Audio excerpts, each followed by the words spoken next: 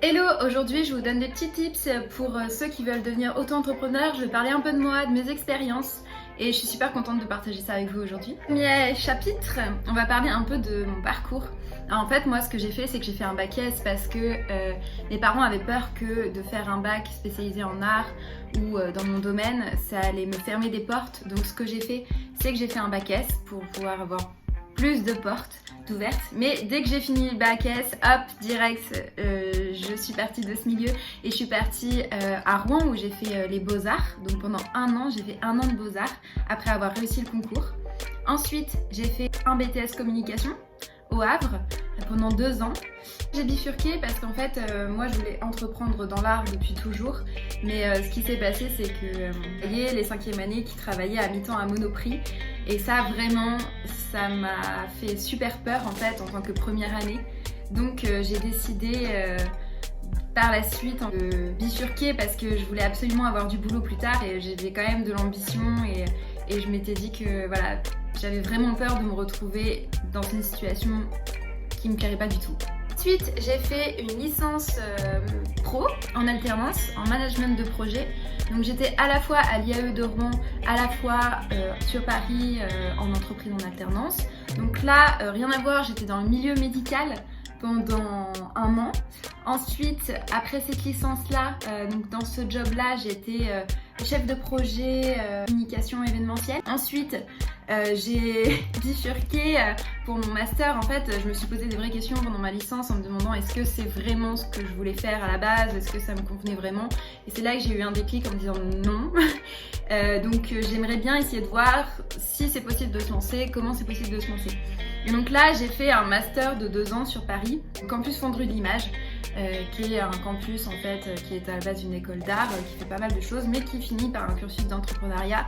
Et c'était ciblé plutôt dans le numérique, mais c'était super enrichissant. Donc la première année, tout le monde était ensemble, essayer de mener des projets de groupe, etc. C'était super intéressant parce qu'on découvrait tout le monde. Et en même temps, on était en alternance. Donc là, la première année, j'étais en alternance dans un théâtre à Paris. J'étais chargée de communication. Et la 2e année, j'ai changé d'entreprise et je suis retournée dans le médical. Il y avait un cadre super sympa et en fait, à chaque fois que j'allais dans le médical, je m'entendais bien avec tout le monde. Du coup, je me suis dit, bah, la 2e année, vu que j'ai fait un peu le tour la première année de ma première de l'expérience pro dans le théâtre, je vais aussi apprendre de nouvelles choses en allant du coup dans une autre entreprise. Et donc, je suis retournée dans le médical. Et là, c'était super sympa, super équipe. Et donc la 2e année, en parallèle, je travaillais sur mon projet perso, projet que je voulais monter. Donc pendant un an, j'ai soutenu mon projet d'entrepreneuriat devant des professionnels qui m'ont jugé, qui m'ont évalué. Je vais donner un petit conseil, je pense qu'il n'y a pas de parcours type. Je pense que si on veut vraiment faire quelque chose, on se donne les moyens et on se renseigne pour faire ce que vraiment on a envie de faire. En tout cas, moi, c'est ce que je vous conseille. Renseignez-vous sur les formations, posez des questions, rencontrez des gens.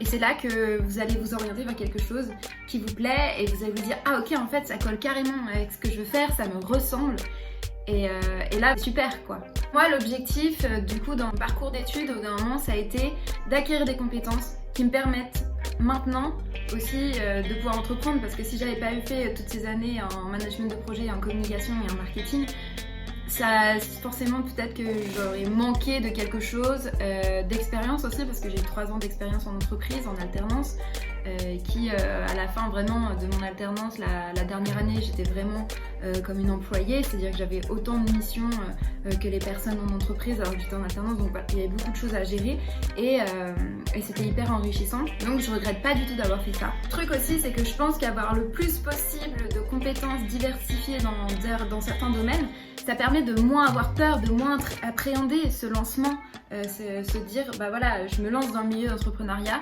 mais j'ai un bagage derrière et je sais que je peux m'en sortir.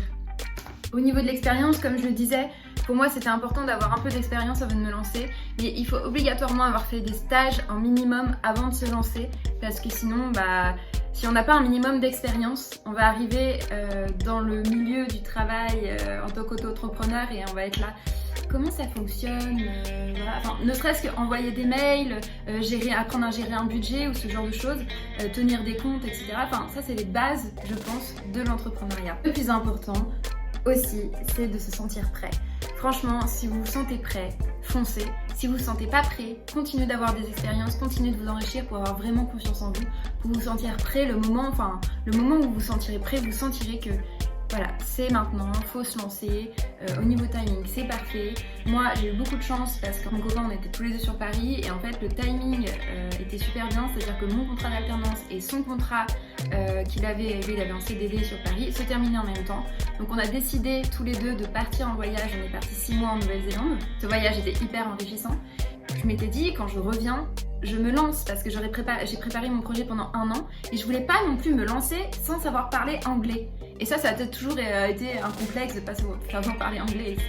Donc je suis vraiment contente de l'avoir fait parce que maintenant j'ai des bases en anglais que j'aurais jamais eu si j'étais pas partie. Et donc voilà, si vous vous sentez pas prêt, prenez le temps d'avoir vos compétences pour être prêt, pour vous lancer. Voilà, j'espère que cette petite vidéo conseil vous a plu. Vous pouvez me retrouver sur Instagram, sur Twitter, sur tous les réseaux. Et vous pouvez vous abonner et lâcher un petit like si cette vidéo vous a plu. Salut!